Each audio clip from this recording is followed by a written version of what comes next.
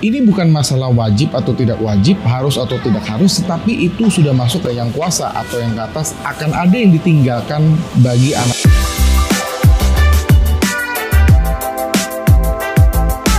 Halo, selamat datang di channel Profit Training, di mana channel yang selalu konsisten ngasih tips tentang investasi atau trading forex. Hari ini kita akan membahas suatu topik yang banyak dicari, yaitu bagaimana menjadi kaya raya melalui trading forex. Dengan narasumber kita yaitu Bapak Andrew Chai. Selamat datang Pak, apa kabar?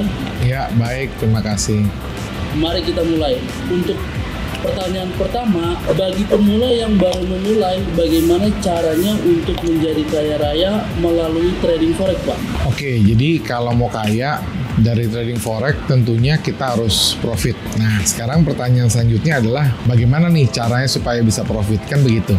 Jadi supaya kita bisa profit ada beberapa tahapan atau step yang harus dilewati. Yang pertama tentunya harus menguasai product knowledge-nya dulu. Jadi kita harus mengetahui product knowledge-nya, kita harus mengetahui dasar-dasar ya transaksi dalam trading forex-nya, kita harus tahu dulu. Contohnya apa? Contohnya kita pelajari ya istilah-istilah di dalam trading forex. Selanjutnya kita belajar bagaimana cara pengoperasian platformnya. Dalam hal ini adalah MetaTrader, baik itu MetaTrader 4 maupun MetaTrader 5. Yang selanjutnya adalah setelah kita mempelajari basicnya ya, lalu platformnya, yang selanjutnya teman-teman harus pelajari juga bagaimana cara kita menganalisa. Karena gunanya kita menguasai analisa adalah untuk menentukan kapan kita boleh beli, kapan kita boleh untuk jual. Dan tentunya setelah kita entry ya, kita sebutnya entry, kita open buy atau open sell, baru nanti kita tentukan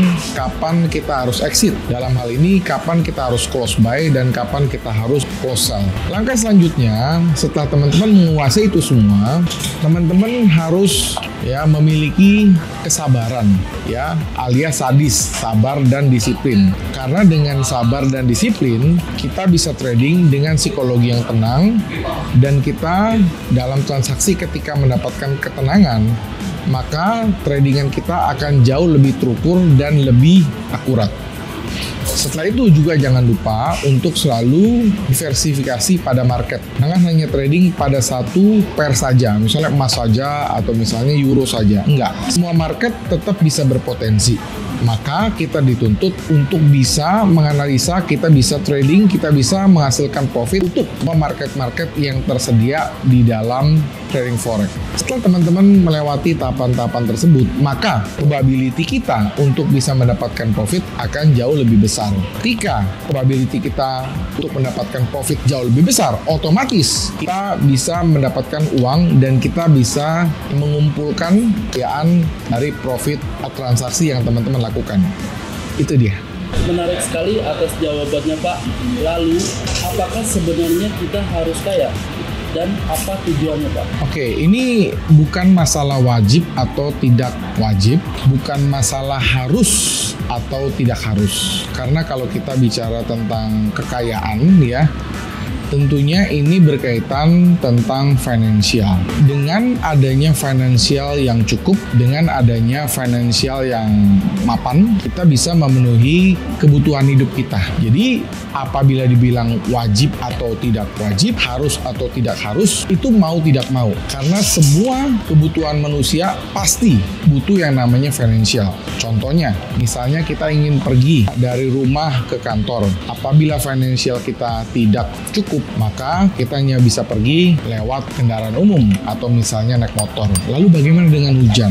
Nah, jadi ini sudah termasuk kebutuhan. Jadi ketika kita hujan dan kita tidak punya mobil, otomatis kita akan kehujanan, pekerjaan kita akan terhambat. Tetapi apabila teman-teman punya finansial cukup, teman-teman bisa beli mobil. Teman-teman bisa beli mobil dan ketika hujan teman-teman tidak merasakan kehujanan. Contoh lain, misalkan teman-teman punya anak.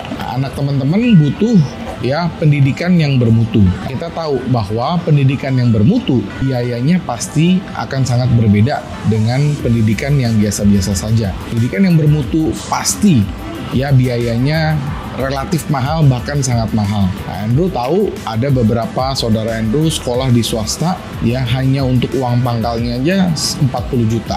Ini bukan masalah wajib atau tidak wajib, harus atau tidak harus, tetapi itu sudah masuk kebutuhan. Ya, apalagi memang teman-teman ini adalah orang ini adalah ambisius. Nah, orang ambisius pasti mereka mengejar cita-citanya, mengejar impiannya. Kalau teman-teman sudah merasa cukup ya, teman-teman sudah merasa ya lumayan lah, boleh mencari alat investasi yang lebih stabil atau alat investasi yang lebih lebih safety lah ya. Tetapi apabila teman-teman anak muda yang sedang berjuang, maka jawabannya adalah kejar sekuat tenaga dan rajin dan sukses semudah mungkin.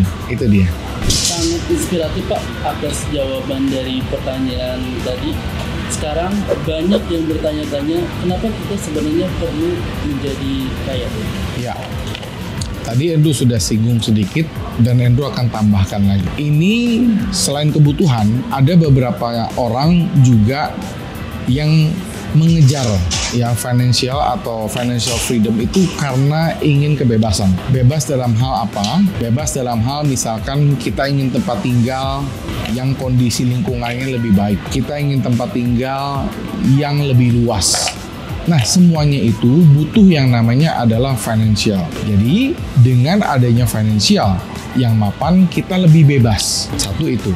Kedua, apabila teman-teman memiliki financial yang lebih cukup, teman-teman lebih bebas. Misalkan ingin berpergian. Misalnya kita ingin dari Jakarta ke Bandung.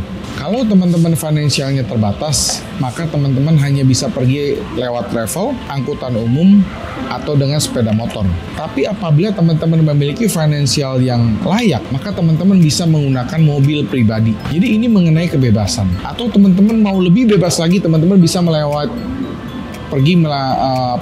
private jet dari Jakarta ke Bali. Tapi kalau orang umum biasanya mereka menggunakan pesawat komersial rame-rame. Jadi ini tentang kebebasan.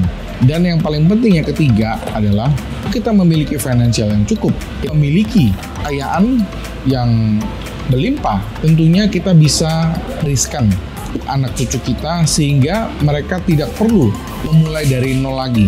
Ya, ketika kita akan pergi menghadap dewasa atau yang ke atas, akan ada yang ditinggalkan bagi anak-anak cucu tercinta kita. Itu yang paling penting. Itulah kenapa Andrew sarankan buat teman-teman harus satu, cuci dulu kebutuhan hidup, mendasar harus cukup. Kedua, barulah ke cita-cita. Akan menjadi naif apabila ada seseorang yang tidak mau mengejar cita-cita, nggak pengen punya mobil bagus, nggak pengen punya gede, pengen punya liburan ke luar negeri. Itu naif sekali. Pasti kalian pengen, ya itu dia. Terakhir nih Pak, untuk mereka yang berharap mendapatkan keberuntungan dan kemakmuran, adakah doa khusus yang bisa mereka panjatkan Pak? Andrew kan bukan ahli agama, tetapi setahu Andrew tidak ada ya doa ya dalam agama manapun yang berdoa untuk menghasilkan kekayaan itu nggak ada ya, nggak ada. Oh saya berdoa ini hasilnya akan kaya, oh saya doa gini hasilnya akan kaya, itu nggak ada. Yang ada adalah kita berdoa ya menurut setiap agama masing-masing, mereka meminta kekuatan. Di semua agama mengajarkan untuk berdoa meminta kekuatan supaya kita bisa menjalani aktivitas, kita diberikan kesehatan, dan yang paling penting adalah kita meminta keberkahan. Dengan sampai usaha yang kita jalankan dalam mencari rezeki juga tidak berjalan di tangan atau perintah atau larangan-larangan yang di atas. Ya, jadi pesan Andrew buat teman-teman, kerja atau mencari rezeki harus yang halal juga. Jangan mencari yang instan, jangan merugikan orang, jangan menipu orang, jangan bohongin orang. Karena kalau teman-teman sudah melanggar perintah-perintah agama, otomatis Anda nggak akan bisa kaya. Kalaupun kaya pasti sesaat. Contohnya yang sudah di murah banget itu ya, yang itulah ya, hindari yang tidak berkah, yang bersifat fiktif, yang bersifat memanipulasi, kita hindari. Sekali lagi, kita berbicara cara kekayaan, kita harus ya meminta izin atau kita harus mengikuti jalan dari yang atas juga. Itu dia. Sangat memotivasi sekali Pak atas semua jawabannya Pak. Terima kasih kepada Bapak Andrew yang sudah berbagi wawasan dan pengalamannya di dalam dunia trading. Dan terima kasih juga kepada para penonton setia channel Profit Training. Nah Pak, untuk pesan di video kali ini apa Pak bagi penonton kita? Jangan pernah berhenti belajar, jangan pernah berhenti menyerah, jangan pernah berhenti untuk upgrade skill kalian di bidang apapun. Belajar dengan cara apa? Teman-teman kalau nonton video ini artinya teman-teman sedang belajar. Apabila teman-teman sedang belajar, kalau ada yang tidak ngerti, nonton video ini berulang-ulang. Ulangi sampai paham, minimal 3 kali. Kalau sudah nonton 3 kali, masih nggak ngerti, silakan tulis pertanyaan kalian di kolom komentar. Andrew akan sangat senang membaca komen yang masuk dan Andrew akan selalu mereplay komen yang masuk dalam setiap video YouTube Andrew. Nah, yang selanjutnya jangan lupa juga teman-teman ingin mendapatkan ebook, silakan donasi $10 saja. Tetapi buat teman-teman yang ingin mendapatkan ebooknya secara gratis, like, komen, subscribe dan share, capture dan dikirim ke email profittraining@gmail.com. Akhir kata, jumpa di video-video edukasi lainnya, trading lainnya, live streaming lainnya. Salam profits.